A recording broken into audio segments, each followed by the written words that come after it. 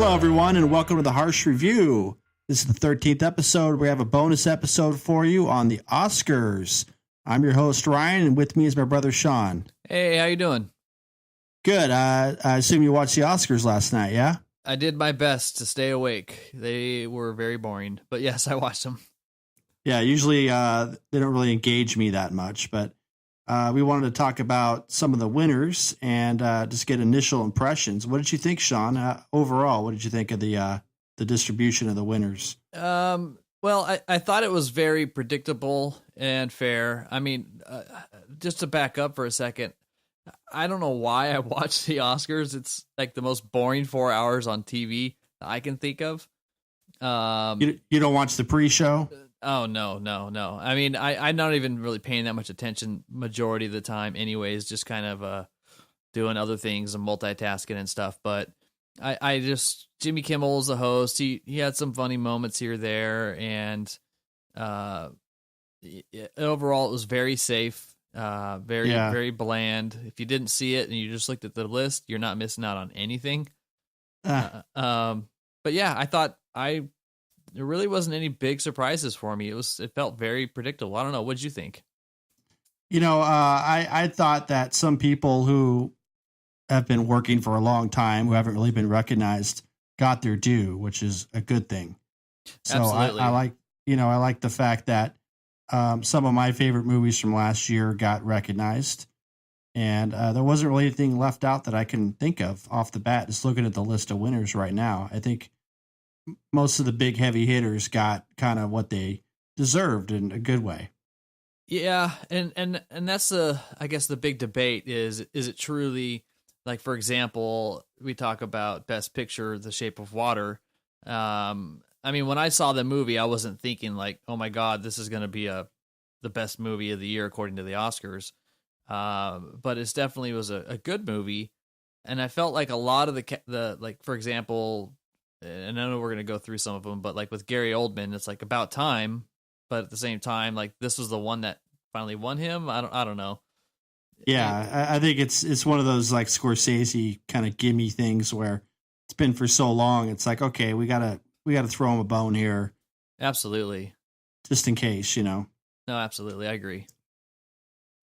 But yeah, you know, maybe we should go through some of the winners here. As you mentioned, we have the Best Picture for The Shape of Water, and also the same film garnered a Best Director nod for Guillermo del Toro. Yeah, and I actually, from the ones I saw, I would agree with that because he did a great job with that movie. It wasn't my movie per se. I enjoyed it, but it wasn't one that resonated with me very strong. It felt very safe.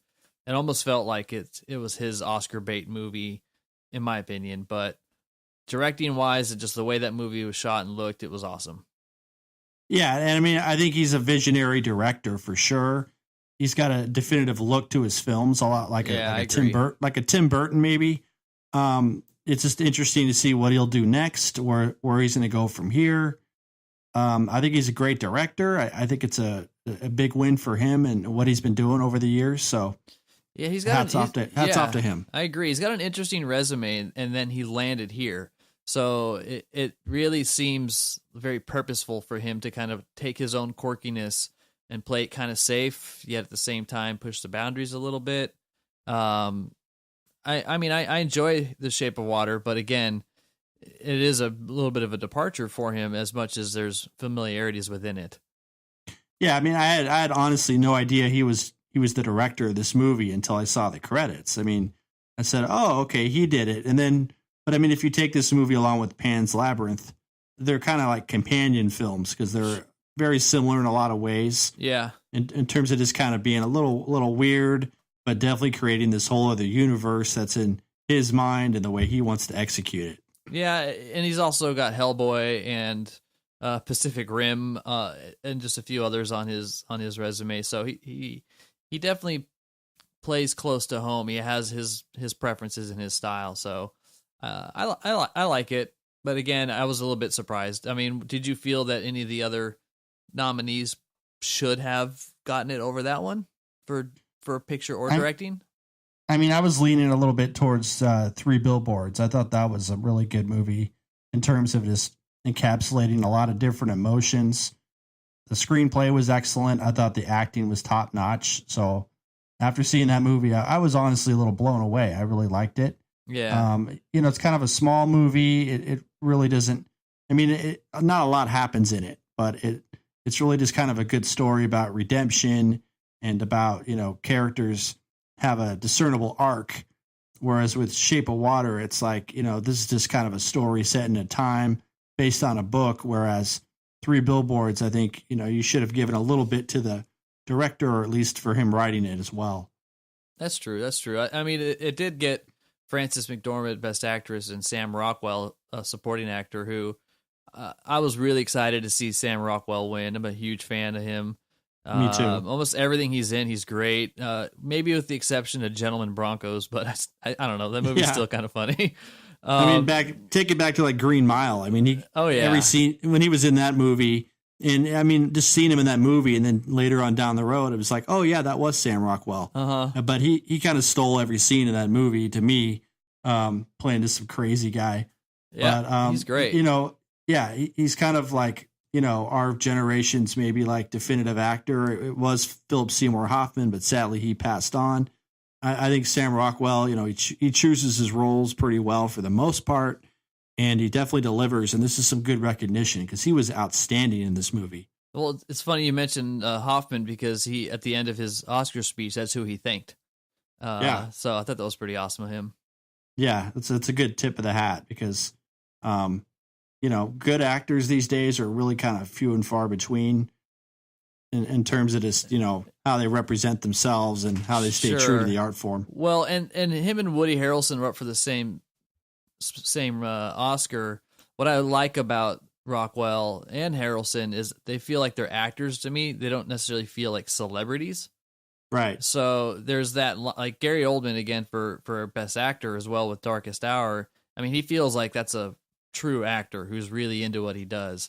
And he's been doing that for years. Yeah, compared to a lot of other people, they feel more like celebrities, and I don't know, their public persona will always be more interesting than their art choices.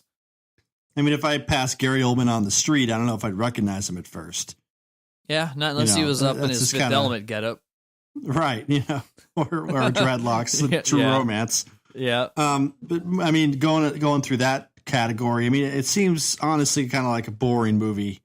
I mean, I'll check it out for the acting performance alone, but I mean, it's good that he got something finally. I mean, he's always kind of played these marginal roles, but for years he's just been talked about as this outstanding actor, which he is. Absolutely. Yeah, he's very tasteful with what he selects, and he's also not one of those actors who, I mean, take like a Bruce Willis, for example, is the exact same in every single movie. Right. Maybe with the exception of like 12 Monkeys or something that are a little bit more on the fringe. So Gary Oldman adapts to those characters as best as he can. And I appreciate that about actors that will show you that type of range. I can't really think of a whole lot that he's done that I really haven't enjoyed. I mean, he's been in some flops, but his actual contribution wasn't bad. Yeah. I mean, he always plays these kind of dark characters, right? Yeah, and I'll admit, I mean, I haven't seen Darkest Hour. I've been on the fence with renting it for a while now that it's been on iTunes. And I just can't, I don't know. I've just been like, you know what? This is like an afternoon movie. It could be a little bit too much of a snoozer if I do it too late. But I like period pieces.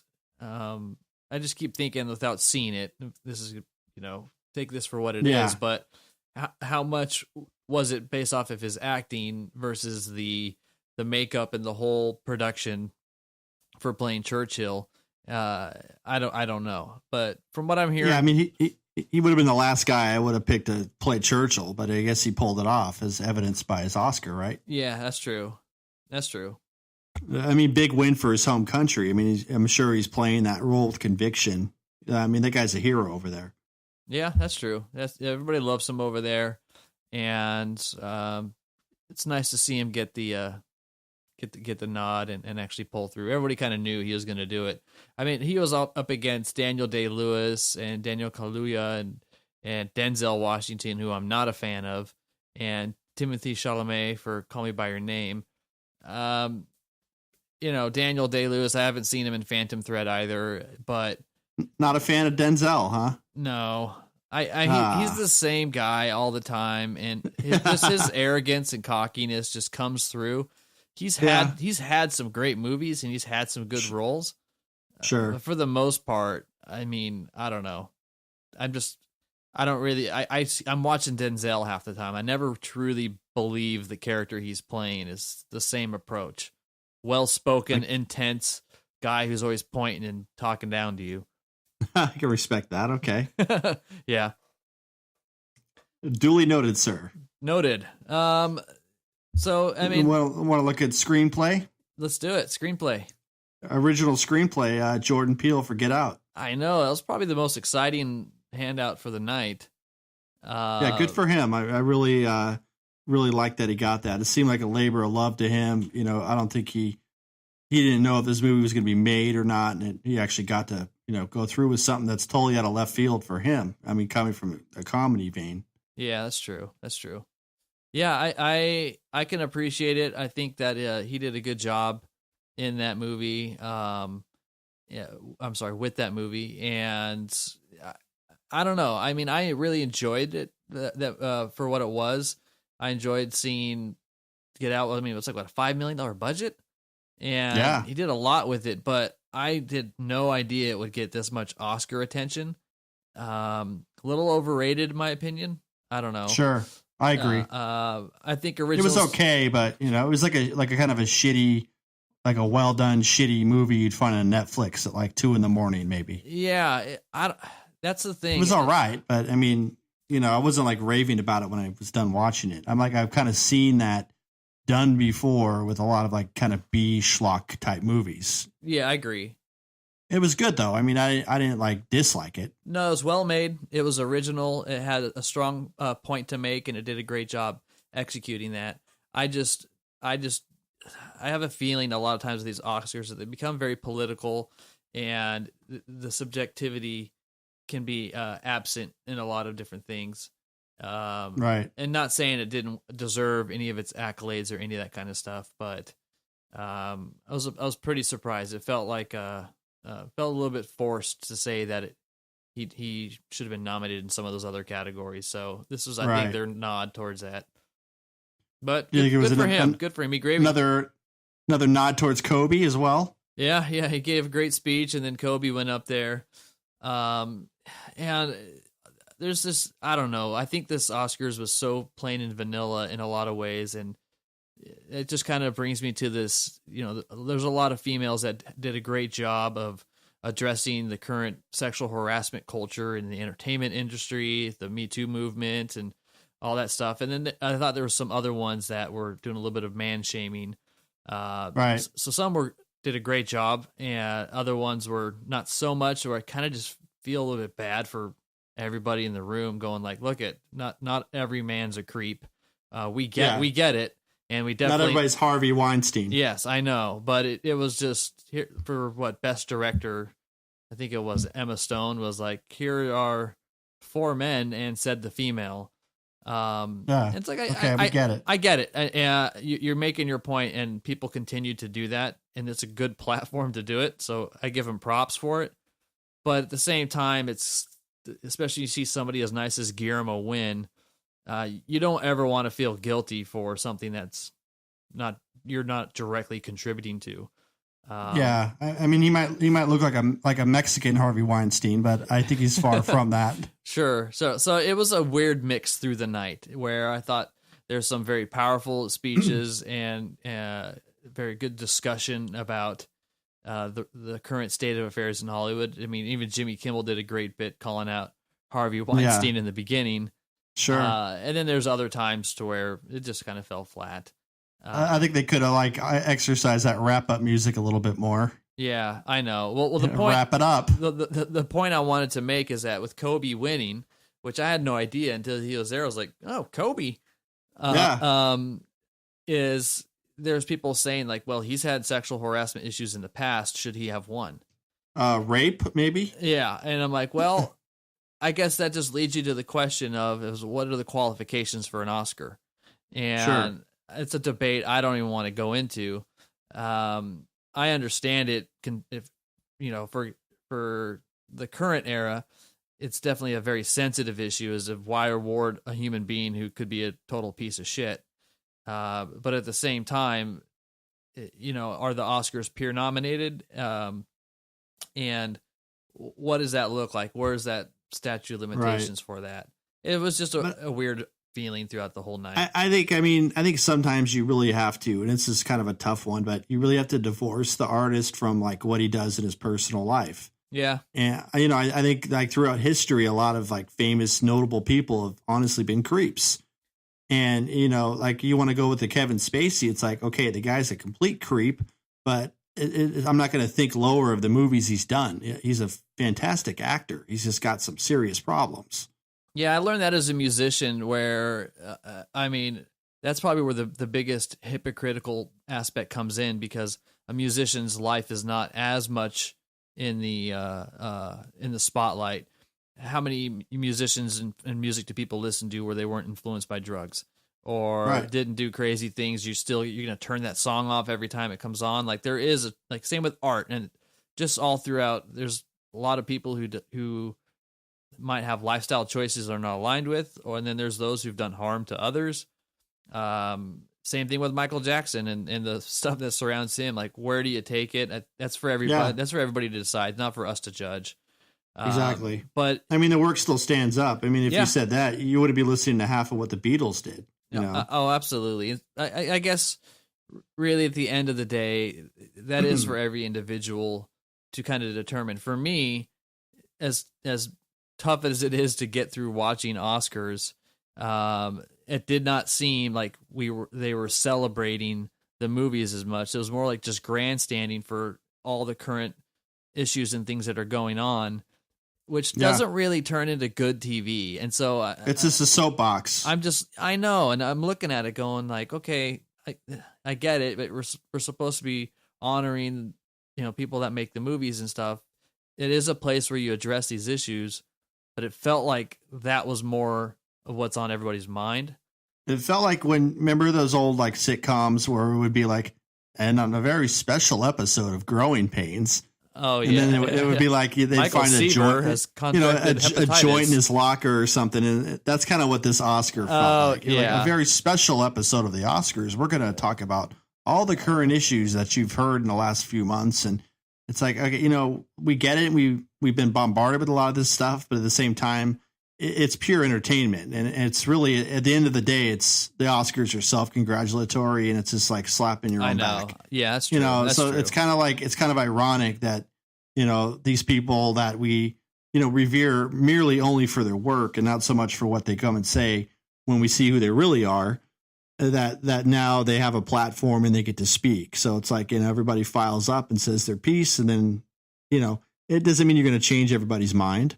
Yeah, that's true. It is food for thought, and it is good to have these issues out there, but there is such a thing as overkill. Well, I loved what Frances McDormand said in her speech, where she said that, females have stories to tell and we have movies to direct, and we need your guys' help getting those made. So schedule a meeting, like it's actual action. It's a great message. Instead of just saying, you know what, men, you suck. I like constructive, like, okay, so what do you want from people, from the viewer? I really didn't know, like for me personally, as like, if I'm not involved in the movie scene or I don't pay attention and I'm getting exposed to this message of, there's a lot of shitty men in Hollywood. Like, what do you want me to do? Am I supposed to not watch movies or not go to the movies? Like, what action can I take other than being aware and supporting just people being humane to each other? If you want to look at it from a different point of view or just a different medium, it's like we've both been kind of in management positions in the workforce. It's like, if you're going to come to me with a problem, have a solution as well. And she seemed to be the only one that did that. And it's like, okay, that's inspiring. Everything else, kind of like the snide, underhand stuff, is like, that's, after a while, it just gets a little bit too much. Well, yeah, because I don't know who the audience is. Like, you're telling it to other people who are kind of like, yeah, we agree. Those are the outliers. and they're getting a lot of bad press. And rumor has it it's way deeper than it is, but more and more people are getting ousted, which is great. Just cleanse all the creeps and let's move forward. Yeah. So back, anyways. That's our soapbox. Yeah. Thanks, fans. We were blasting the Oscars for their soapbox, so we had our moment, I think I'm just a little pissed because it took 4 hours to get through it, and it was really just super boring. So if any of you guys out there didn't watch it, congrats. I think the most exciting part of the Oscars for me was I was at the gym today and the TV was on and they did a post-Oscars show, and it was like basically a lady standing outside the fence while they were packing everything up. And that was, it's over. I used to work in Hollywood, and whenever Oscar week was going on, my commute to work just sucked because they shut down Sunset and all the streets in that area are all just kind of shut down, and it's just a total nightmare. But I mean, it's Hollywood. Right. That's what goes on. Yeah. So a couple other notables for me. I was surprised with Dunkirk taking in, film editing, which it pulled into, sound editing, sound mixing. So like all these technical achievements. I was a little bit bummed Baby Driver didn't get any love. I know, but that was also kind of foreshadowed by sending up half the cast to give out the awards. But Deakins for Blade Runner. Yeah, I guess, and I didn't know this exact stat, but it was like he had been nominated like 14 times or something. It's ridiculous. Yeah. Right. And it's a beautiful movie. It's a very beautiful movie. And I mean, that movie also won, besides cinematography, it also won the visual effects, which I think it definitely deserved. Because, I mean, it's just when you kind of put a movie in a setting where it's, familiarity, kind of like what Lord of the Rings did with New Zealand, where you have like that familiar landscape and then you spice it up a little bit and make it look futuristic. I think those effects to me are a little more appealing. I do like the other kind of off-world stuff, but I thought it looked great and I think it deserved what it won. Yeah, it absolutely. Yeah, it's a little sad on one side that Planet of the Apes didn't get the nod for effects, since that whole trilogy accomplished so much and it did a lot of achievements and didn't get anything. More so than the original. Yeah, Apes movies. That's true. Documentary was for Icarus, which is a little bit long, but is really good on Netflix. I'm not seeing that yet. Yeah, you got to check it out. It's on Netflix. Okay. It's one of those. What's cool about it is, and I forget the main person's name that was doing the documentary, but you're watching in real time him start a documentary about one subject, and in the middle finds himself uncovering some other story. And ends up, smuggling out this Russian guy, and that is ousting the Putin administration on doping scandals in the Olympics and stuff. And so it's kind of cool because it's like you're watching this guy's vlog and doing his documentary, and then all of a sudden, like, holy shit, we just discovered something in real time, and then I don't know. I don't want to spoil anything. Becomes real life. Yeah, it's really good. So that's cool. Definitely, but it's a little long. Yeah. So be patient. Documentary short, Heaven is a Traffic Jam on the 405, which is a goddamn lie. It's not true at all. No, I know. You ever been on the 405, people? Yeah, I know. There's a 405 down in LA that's the worst. There's also one up here in Seattle that's the worst. Well, I'm sure they're talking about the one down here, right? They're just as bad. I don't know. Yeah. It's like, we got 2 lanes up here in Seattle. If you head over across the bridge on the 405 down there, it's like 8 lanes and it's still just as bad. Yeah, it's terrible. Yeah, I mean, other than those ones that we kind of called out, and Baby Driver not really getting anything. Coco animated feature, it's a great movie. And song, and song. Same people who did the Frozen Jam, so that's like that husband-wife combo. What are their What are their dinner parties like? Oh, I bet they're exciting. Yeah, like, let's get on the piano and sing. Ready? Yeah, because that's kind of how it is with those two. Yeah. Couple glasses of wine, and then it's on. Yeah. But a couple obvious ones. You had Phantom Thread for costume design. Yeah, a movie about fashion. Yeah, and then fashion. Darkest Hour. We already talked about makeup and hairstyling. Sure. Yeah, I'll get around to watching those two. And I kind of have heard on other podcasts and blogs about Darkest Hour being like a meh. It's okay. Acting performance is good. Doesn't sound like Churchill. Kind of looks a lot like him, but I don't know. I just haven't really been too jazzed to get. Might help you like it. Bone up on some World War II history or something before you watch that one. Yeah, that's true. Well, got to do your homework. Watching some of The Crown, where you see, what's the other Churchill on that one? Why am I drawing on the guy's name? Harry and the Hendersons. What's his name? John Lithgow. Yeah, there you go. That's my reference. He plays Churchill. He does on The Crown. Wow. On Netflix. Okay. Yeah. Wow. I didn't know that. Yeah, and I mean, it still looks like Lithgow, but yeah, check it out.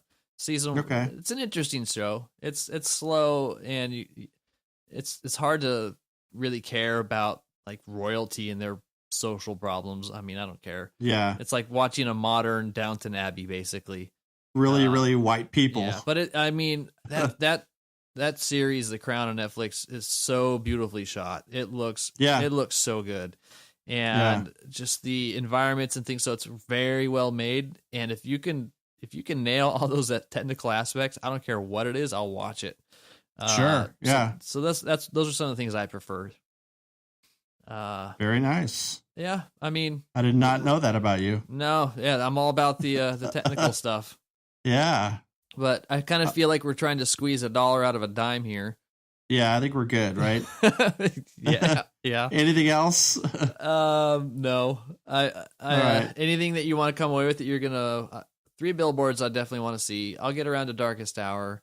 Yeah, I want to see Coco. I want to see. You saw I, Tonya? No, that's another one I want to see too. I heard it was pretty good. Yeah, I agree. I heard that as well. Kind of like a dark comedy out of a crazy situation. I remember that situation. Yeah, absolutely. Yeah, it was mid-90s, right? 94 maybe? Yeah, I think so. 94? Yeah, somewhere around there. Yeah, crazy time. I mean, really, it's just Phantom Thread, Darkest Hour, and 3 Billboards. I think are the last on my hit list for this Oscars. And I mean, we're starting off, with some good movies this year. We've already had Black Panther, which I think is now officially in the top 10 for highest grossing movies. Yeah. You guys just heard us talk about that one in the last episode. Yeah, that's excellent. We've already had that and Annihilation, so I think the year's off to a good start. But it's a lot of these Oscar movies you're not going to really see until later in the year. Sure. Yeah, you're not. So, and that's the other point is Get Out was a very early movie in the year. Yeah. It's rare that movies stay that long. Sure. On a side note, you mentioned Annihilation. I've been reading a lot of reviews, and it's getting great reviews for the most part. I think for people who get it, I think it's a big missed opportunity with how they handled distribution on that one. It seems like I think it was Paramount didn't really have a lot of confidence in it, right? Correct. It just seems like that, and that's a shame. I think the European audiences were slighted. I think it seems to me like a lot of European audiences they're way more into the medium of film as a genre than anything. Than most Americans are. You would think that Americans wouldn't get it, and the European audiences would. Yeah, that's true. So that's unfortunate. Yeah, I think it just means it's going to get distributed to DVD sooner than later, which is great for me because I can't wait to watch that again. Yeah. So looking forward to that one, and I don't know what else is on my list to go see. Anything else coming out? Isle of Dogs, Wes Anderson. Yeah, I'm not gonna. That's not a day one for me. Yeah. It's kind of gonna. I assume it's gonna be like the Fantastic Mr. Fox. Yeah, that's how it looks. But that was still well written and entertaining. I don't know if it's a matinee for me. Yeah. Yeah, I know that we got the new Tomb Raider coming up. That's mid this month, so that could be interesting. I know folks are looking forward to A Wrinkle in Time if you're into the Disney story. You ever read that book? It's been a long time. I saw the preview and I didn't know. I think I read that in middle school, but when I saw the preview, I didn't know that's what it was. And I'm like, oh yeah, okay, I remember that now. Yeah, pretty interesting. A lot of like fantasy elements. But I mean, it was that preview and Ready Player One, of course. Yeah, I'm actually getting kind of excited for that one just because I want to see how Spielberg handles a heavy CGI movie. I mean, the last one I can think of was either, Minority Report, AI. Right. He's kind of stayed away from those types of films, but it's a genre that really should have been made by a young director. But sure.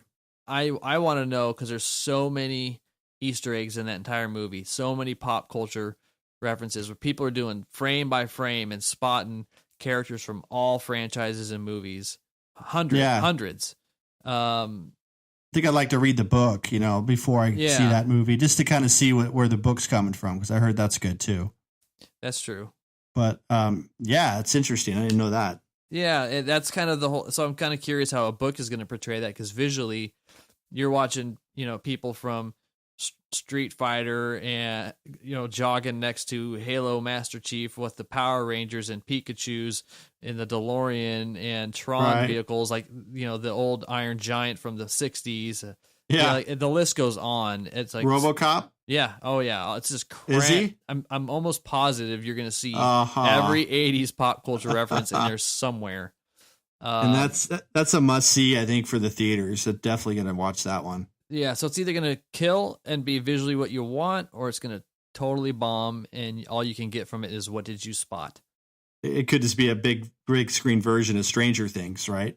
Yeah, maybe. Kind of treading the nostalgia and bringing up that stuff again. But yeah, I would agree. Yeah. Yeah, well. A lot to look forward to. Yeah, I think so. What do we got coming up next on the next episode? We need to schedule some time and start doing our discussions on Batman. That's what I think we should get going on. Absolutely. Yeah, all things Batman. He's strong presence in the box office since '89. And you don't want to go back to the '60s Batman movie? No, I mean, I'm not.